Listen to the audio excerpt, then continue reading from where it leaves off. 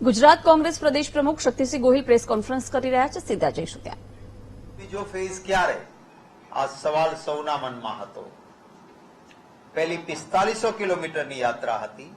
હવે મેઘાલયથી મુંબઈ 6200 કિલોમીટરની યાત્રા કમૂરતા પૂરા થાય 14મી જાન્યુઆરી આપણે કહીએ કે કમૂરતા પૂરા થાય, અને કમૂરતા પૂરા થાય એ જ સમયે 14 જાન્યુઆરીએ રાહુલ ગાંધીજીની યાત્રા શરૂ થશે.